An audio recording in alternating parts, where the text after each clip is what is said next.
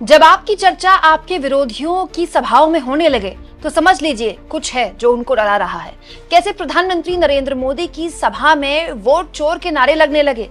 आखिर क्यों प्रधानमंत्री को अपनी सभाओं में इशारों इशारों में ही सही राहुल गांधी का जिक्र करना पड़ रहा है। दोस्तों, आज का दिन बिहार की राजनीति के लिए बहुत अहम है। एक तरफ प्रधानमंत्री ने आज सुबह सुबह तड़के एक बहुत बड़ी योजना या फिर ये कह ले कि एक बहुत गेम चेंजिंग एनडीए के लिए चुनावी ऐलान हो सकता है, उसको हरी झंडी दिखा दी। दोस्तों, बिहार की हर महिला जिनके घर में कोई सरकारी नौकरी नहीं है, किसी के घर में, जिस भी घर में कोई सदस्य के पास सरकारी नौकरी नहीं है और कोई भी इनकम टैक्स नहीं भरता है, और बिहार में तो ऐसी बहुत बड़ी तादाद होगी लोगों की, उस परिवार की हर महिला को, मतलब किसी भी महिला को जो भी चाहती है, उसको सरकार 10,000 रुपए देगी। ये पहली किश्त थी जो ठीक चुनाव से पहले अमली जमा पहना दिया गया है। उसके बाद दूसरी किश्त जो है वो 3 अक्टूबर को आएगी। आप ये मानकर चलिए कि जब तक चुनाव की तारीखों का ऐलान होगा तब तक करीब 3 या 4 किश्तें आ सकती हैं। क्यों? क्योंकि आपको याद होगा महाराष्ट्र में लाडली बहन योजना का भी जब ऐलान किया गया था तो दिवाली से पहले दिवाली की किश्त आ गई थी, ये कहते हुए कि आचार संहिता लागू हो जाएगी। हालांकि उसके बाद जो उस योजना का हुआ वो अलग बात है, लेकिन फिलहाल जो जानकारी निकल कर आ रही है, खुद सीएम ने यहाँ पर बताया कि 3 अक्टूबर को दूसरी किश्त आ जाएगी। और आप ये मानकर चलिए कि चुनाव तक एक परिवार में 3 किश्तें तो आ ही जाएंगी, और 3 किश्तें मतलब 30,000 रुपए, बहुत बड़ी बात है।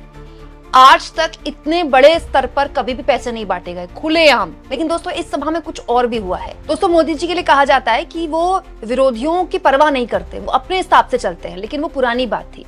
इस सभा में भी मोदी राहुल गांधी का जो वोट चोर नारा था उससे अपने आप को अलग नहीं कर पाए। कैसे? मोदी बोल रहे थे, मैं डिजिटली उनको सुन रही थी दोस्तों, और डिजिटली जब आप कोई भी लाइव देखते हैं, अगर मेरा भी चैनल में लाइव चल रहा है तो आप देखेंगे कि लाइव में कोई भी कमेंट कर सकता है। ये मैंने पीएम मोदी की सभा की लाइव जो कमेंट्री है उसके कुछ सेकंड का वीडियो निकाला है। अगर आप चाहें तो लाइव में जब भी मोदी जाएं तो दोबारा से ही देख सकते हैं। बिहार में जब मोदी इतनी बड़ी योजना को हरी झंडी दिखा रहे थे, ये बहुत बड़ा गेम चेंजर साबित हो सकता है। उस वक्त जानते हैं पब्लिक क्या कह रही थी? कमेंट बॉक्स में बहुताया जो लोग थे वो वोट चोर का नारा लगा रहे थे, या फिर अपने अपने बिहार में इलाके जो थे उनकी समस्याओं की बात कर रहे थे। कुछ लोग तो लेह हिंसा में सोनम वांगचुक को जिस तरह से टारगेट किया जा रहा है उसकी आलोचना सरकार से कर रहे थे। हालांकि कुछ लोग यहाँ पर बीजेपी सपोर्टर भी थे। हालांकि मैं ये नहीं कहूंगी कि सारे लोग बिहार के थे, क्योंकि देखिए इसमें तो लाइव में दुनिया भर से कहीं से भी कोई व्यक्ति जुड़ सकता है। लेकिन ये देखिए बदला हुआ परसेप्शन। पहले इस तरह की लाइव में बस मोदी मोदी मोदी मोदी मोदी शब्द सुनाई देता था। अब देखिए बहुताया जो आबादी है उसमें या तो वोट चोर के नारे लगाई दे रहे हैं या फिर राहुल गांधी की बात सुनाई दे रही है। बीजेपी सपोर्टर भी हैं और यही बात मोदी भी समझ रहे हैं। इसीलिए अपनी इस जनसभा में, चाहे वो वीडियो कॉन्फ्रेंसिंग के जरिए ही जुड़े हों उसमें, लेकिन यहां भी वो राहुल गांधी के वोट चोर अभियान का जिक्र करते नहीं पीछे रह गए। उन्होंने बताया कि कैसे आजकल हर जगह चोरी चोरी का जिक्र हो रहा है। क्यों? क्योंकि वोट चोरी का जिक्र कर रहे हैं राहुल गांधी। लेकिन उनके जमाने में तो राहुल गांधी की बात कर रहे थे कि राजीव गांधी के जमाने में तो खुद पीएम कहते थे कि हम इतना पैसा भेजते हैं और इतना पैसा पहुंचता है। सुनिए मोदी ने क्या कहा। और पहले तो एक प्रधानमंत्री कह चुके थे, ये जो आजकल लूट की चर्चा चल रही है ना, पहले एक प्रधानमंत्री ने कहा था, तब तो चारों तरफ उन्हीं का राज चलता था, पंचायत से पार्लियामेंट तक उनका राज था। और वो कहते थे कि दिल्ली से 1 रुपया भेजते हैं तो सिर्फ 15 पैसा पहुंचता है, 85 पैसे कोई पंजाब मार लेता था। आज जो पैसे भेजे जा रहे हैं ना, पूरे 10,000 रुपये आपके खाते में जमा होंगे। 1 रुपया कोई मार नहीं सकता है। अब बताइए दोस्तों, राजीव गांधी के बाद कांग्रेस की कितनी सरकारें बन गई, लेकिन आज भी मोदी राजीव गांधी का ही जिक्र करते हैं। ये बताता है कि घूम फिर के मोदी को या तो राहुल गांधी या राजीव गांधी तक आना पड़ता है। इनफैक्ट दोस्तों, एक महिला से बात कर रहे थे वीडियो कॉन्फ्रेंसिंग के जरिए, एक महिला जुड़ी हुई थी मोदी से साथ, और मोदी जलेबी का जिक्र करने लगे। तो यहाँ पर जलेबी के जरिए राहुल गांधी का फिर से मजाक उड़ाते दिखा दिए मोदी। देखिए। अच्छा पुतुल देवी जी, आपने जलेबी की बात बोली।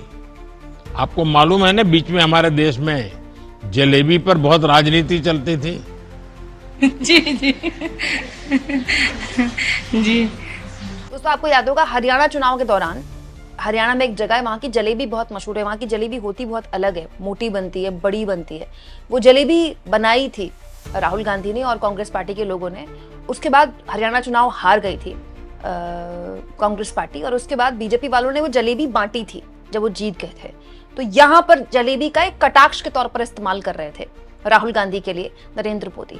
अजीब बात देखिए दोस्तों कि आरोप भी नरेंद्र मोदी को राहुल गांधी पर ही लगाना होता है, कटाक्ष भी राहुल गांधी का ही करना होता है। और अगर आरोप लगाने होते हैं तो पूर्व में राजीव गांधी को भी मोदी को ढूंढ कर लाना पड़ता है। क्यों?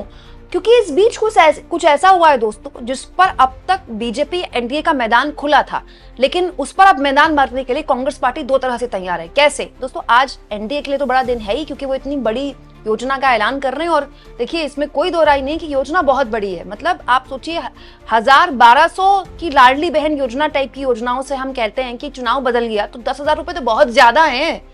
लेकिन वहीं दूसरी ओर आज प्रियंका गांधी को भी कांग्रेस पार्टी ने मैदान में उतार दिया है। आज कांग्रेस पार्टी के दफ्तर में प्रियंका कुछ देर बाद महिलाओं के साथ संवाद करेंगी, और यहाँ पर भी कांग्रेस पार्टी के द्वारा भी कई ऐलान किए गए हैं कि हम महीने में इतनी राशि देंगे महिलाओं को, और हम महिलाओं को इतनी फ्री बिजली देंगे जिससे महिलाओं को फायदा होगा, गृहिणियों को फायदा होगा। दोस्तों, महिला जो है, महिला वोटर जो है, नीतीश कुमार की लॉयल वोटर मानी जाती है। तो नीतीश कुमार ने बहुत से काम किए हैं, ऐसी बात नहीं है। नीतीश कुमार ने बहुत से काम किए हैं लड़कियों महिलाओं के लिए, जिसके बाद महिला वोटर जो है वो इंटैक्ट नीतीश कुमार के साथ खड़ा रहता है।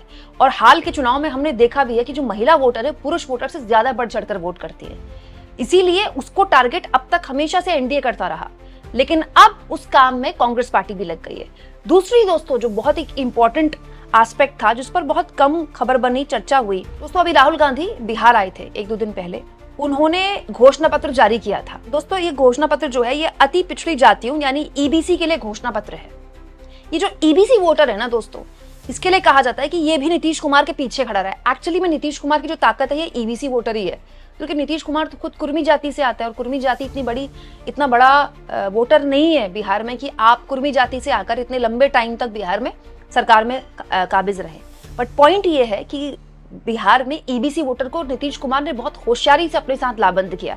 अब इन्हीं को टारगेट किया जा रहा है। ये 36% जो ईबीसी वोटर है, इन्हीं को राहुल गांधी टारगेट कर रहे हैं। और बकायदा इनके लिए अलग से घोषणा पत्र जारी करना ये बताता है कि सीरियस राहुल गांधी या फिर इंडिया गठबंधन इस वोटर के लिए है। यही वजह है दोस्तों कि आप देखिए, नरेंद्र मोदी की सभा में भी जिक्र राहुल गांधी का ही आता है।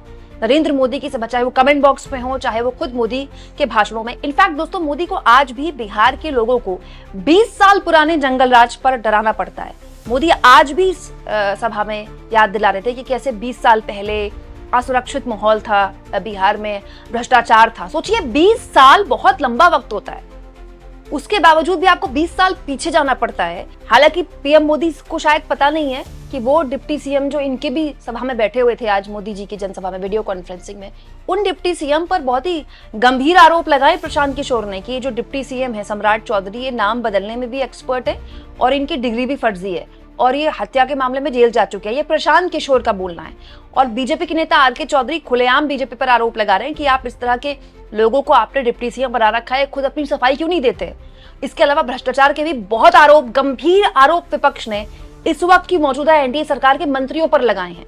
लेकिन वही बात है ना कि इस तरह के आरोप अगर किसी विपक्षी दल की सरकार पर लगते तो गोदी मीडिया अब तक ताताथैया कर रहा होता। अब तो किसी की औकात है नहीं। तो भ्रष्टाचार के मामले में हो या फिर लॉ एंड ऑर्डर के मामले में भी हो, तो भी ये सरकार बहुत निशाने पर रहती है विपक्ष के।